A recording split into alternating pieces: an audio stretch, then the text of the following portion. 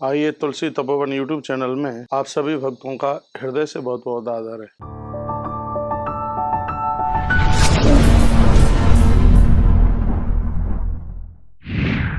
आकाश 5 चीजें हैं, धरती, आकाश, जल और अग्नि और हवा।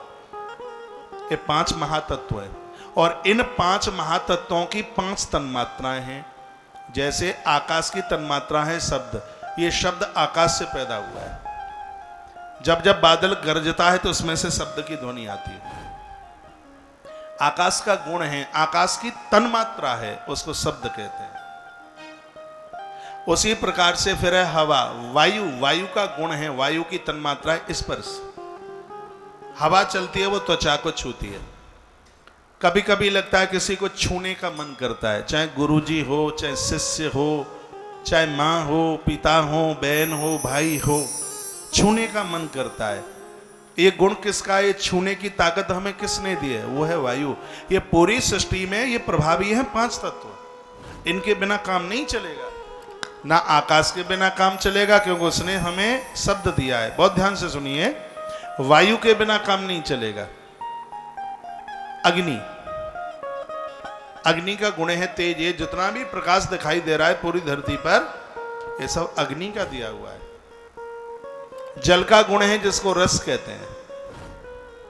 रस, हर चीज में रस है। सोने को भी पिघला दोगे पानी बन जाएगा।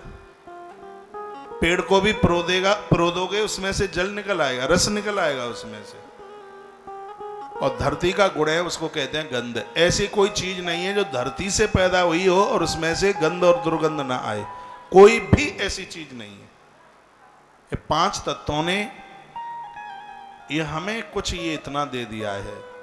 तो हम जो पूजा पाठ करते हैं, अर्चना बंदन करते हैं, स्तुति करते हैं, तो ये 5 दोष हमारे जीवन में नहीं रहते। शब्द की जगह पर अशब्द नहीं होता। पूजा पाठ करें, बंदन करें, देवताओं को स्पर्श करें तो गालियां मुंह से नहीं निकलेंगी, क्योंकि शब्द का उल्टा अपोजिट विलोम तो अशब्द है ना। इसलिए भगवान से जुड़िए। छूने में दुर्व्यसन नहीं हो सकता। तमसो मां ज्योतिर्गमय, हम अंधकार में नहीं जी सकते। और जल का तत्व है रस। ऐसा पेय नहीं ले सकते जो पीने के लायक नहीं है। भगवान से जुड़ोगे, ये शराब बराब पीने की कभी नौबत ही नहीं आएगी। आज का पढ़ा लिखा बच्चा मानता नहीं है, कहा कि तो सब ढोंग है, सब ड्रामा, ये सब कुछ नहीं है। तुम जिस पढ़ाई को पढ़ रहे हो, मैं वही पढ़ता पढ़ता आगे बढ़ गया हूं। आज तो लोग कथा सुनने को आते हैं। मैंने तो कथा उस काल से शुरू की है जब लोग मेरी उम्र देखने के लिए आया करते थे और भारी भीड़ होती थी। आरंभ से ही भीड़ रही है और मुझ जैसा आदमी इसको स्वीकार करता हुआ चल रहा है तो समझ लेना कि ये बहुत विशेष है। स्वामी विवेकानंद महाराज वैज्ञानिक लंबे होकर चरणों में लेट जाते थे और उस महापुरुष ने ये सब कुछ माना था और ये मानना पड़ेगा। और आखिर में लौट के, इसके बिना शांति नहीं।